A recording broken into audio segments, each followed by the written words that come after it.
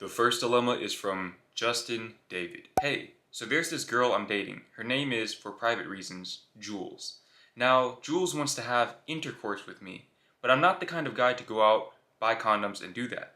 I'm not sure I'll be able to do this without something bad happening. If I recall correctly, you generally said to work with the gut feeling, but I don't want to lose an opportunity where maybe I could get something new to my story, the having intercourse. I'd like to hear your reply to this. If not a YouTube video, you can have my Gmail. I hope I can receive your reply. Okay, Justin, so first of all, I commend you for actually listening to what I say. That's pretty much the overarching theme of my channel, is following your intuition. That being said, this is no exception to that. If you feel in your heart that you are not ready to lose your V card, I'm assuming that you're a virgin based on the way that you frame that message. If you're not ready to lose your V card, then you're not ready to lose your V card. It's as simple as that. Whether it's your girlfriend or just some random girl from school, it doesn't matter. If you're not ready, you're not ready. No means no. It doesn't matter if you're a woman or a man. No means no. And you need to tell her that. You need to set those boundaries and tell her, hey, I'm simply not ready at this point in time. Now, it's really good to put people on the spot like that and be upfront and honest with them, because then you see where they truly stand. You see, if you tell her that and she suddenly loses interest in you, then you know that she's probably not the person that you should be with, because she doesn't respect your boundaries. And if you conform to her desires right now at the expense of your own morals and boundaries, eventually she's going to begin to manipulate that. She's going to identify that pattern, and she's going to keep pushing until you have nothing left, until you are nothing left but a shell of yourself. And at that point, she's going to leave you because you don't have a backbone, you don't have any self-respect. Now, if this is just a matter of you being scared to have sex, but you want to do it, that's a whole different thing. If you're going to go through with this, if you're going to have sex with this girl, which I'm assuming even if you don't do it right now, eventually you will. If not with her, with somebody else. So when you go to have sex for the first time, the same rule applies. Be upfront and be honest with her.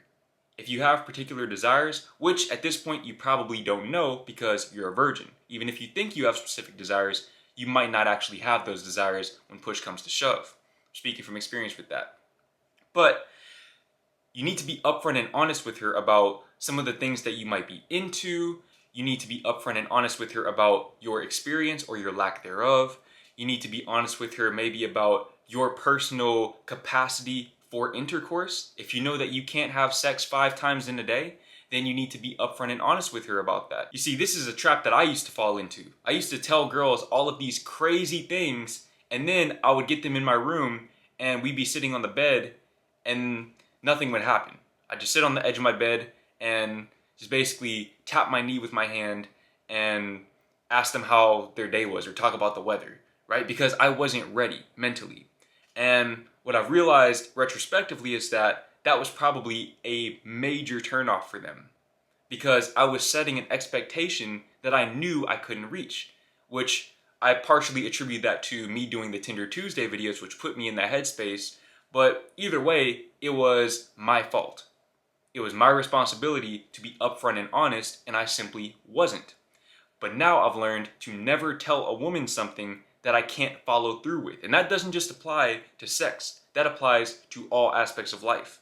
That doesn't even just apply with women. That applies everywhere, in all personal or business relationships. But in this context specifically, you need to make sure that you're upfront and honest. Don't tell her that you're packing something crazy and you know you're not. Do not do that. You need to be upfront and honest. But like I said, if you know that you're not ready at all, then you need to be upfront and honest about that. Honesty will never lead you astray. That is the best game that you could ever receive when it comes to women. Honesty. If you're honest, you are going to polarize women. And the reason why that's a good thing, it's good to polarize women, is because that acts as a natural filtering process. You see, a lot of men, they operate under the assumption that they need to widen the playing field, but in all actuality, they should be trying to narrow the playing field. Because if you're widening the playing field, you might be wasting your time with women that you have no business being with or getting with. Whereas if you're narrowing the playing field, if you're maybe focused on one woman or two women, of course in the talking stages, I never would advocate for infidelity, cheating, whatever. Black men don't cheat, that's besides the point. But when you're focused on less women, you can give more of your attention to those women and really get to know them inside and out, versus only getting to know people on the surface level and then acting all surprised and hurt when they show you their true colors, which in all actuality they probably showed you early on, but you simply weren't aware because you weren't present and you were dispersing your energy amongst too many people. But that's besides the point. I'm going on a tangent. You need to be honest with this woman, or I guess this girl. You're 16. I'm assuming she's probably around the same age. Hopefully, you need to be honest with her. You need to be honest with her about the fact that you're scared and that you want to take things slow, and that maybe intercourse might be a possibility in the future. And if you guys stay together, then it's likely an inevitability. But at this point in time, you are not ready. And like I said, the way that she responds to that will tell you a lot about her. It will tell you a lot about her. Or if you try to have sex with her and things don't really go the way that you planned, you're not good in bed or whatever, that will tell you a lot about that woman. That girl, rather. Because like I said, that's a girl, you're a boy.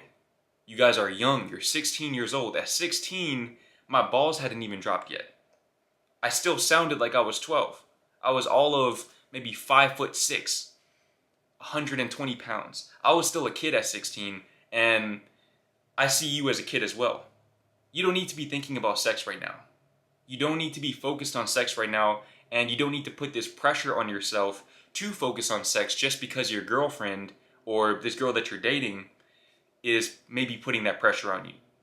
The way you framed it, it doesn't seem like she's necessarily putting pressure on you, but you're aware that she wants that, and maybe you're putting the pressure on yourself. But if she's putting the pressure on you, then yeah, you need to drop her. You just need to drop her altogether. Because if somebody's putting undue pressure on you to have sex, especially, which is, in my opinion, the most sacred form of not just physical intimacy, but emotional and spiritual intimacy, then you need to drop her. Because that's somebody who very likely doesn't just undervalue you, but also undervalues herself. And believe me when I tell you that you do not want to be with somebody who undervalues themselves, because that will never end well. When somebody has those types of insecurities that they feel like they need to seek hedonistic releases, maybe through you or through whoever else, that's somebody who is not in the right headspace to be in a relationship with. And that's definitely not somebody that you want to exchange energy with. A lot of people don't think about this, especially you young men. You don't think about sex as an exchange of energy. A lot of you think that you're just getting it off, but no. When you share that sacred experience with a young woman, you are exchanging energy. And I know some of you think that I'm full of shit, but look, think about it like this. There are people that when you're around them, when you're in their vicinity, your whole mood changes, your whole demeanor changes, your vibration lowers. And those are people that you typically, probably try not to spend that much time around. So think about being physically intimate with somebody like that. Think about actually getting with somebody at that deepest level of intimacy. Think about the way that your mind changes when you have had sex, when you release, when you finish, whatever, the post-nut clarity that men often talk about. It's real. And the reason why we have that is because once the lust clears out, we can see things with enough cognizance to truly understand what just happened. We can see the exchange of energy, which is oftentimes why we feel very bad or guilty after we pleasure ourselves, especially to pornographic content.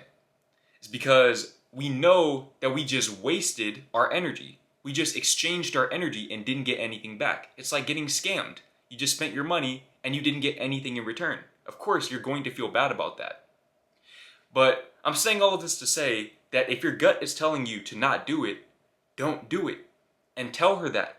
Tell her that you are not ready, and that is perfectly fine. It doesn't matter what she thinks. It doesn't matter what she says. It doesn't matter what she goes and tells other people at your school.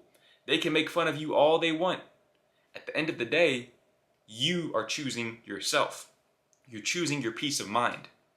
And one thing that I will caution you about is you need to be not just upfront and honest, but you need to have that discussion with her and really explain to her why you're not ready. Because what I've learned with some women anyways, is that when you just tell them no, or you don't act in accordance with the way that they expect you to act, they might take that as rejection. I remember there were times in the past where I had the opportunity to have sex with women, and at the time I was a virgin, so I was scared. Hadn't even had my first kiss yet for some of these times.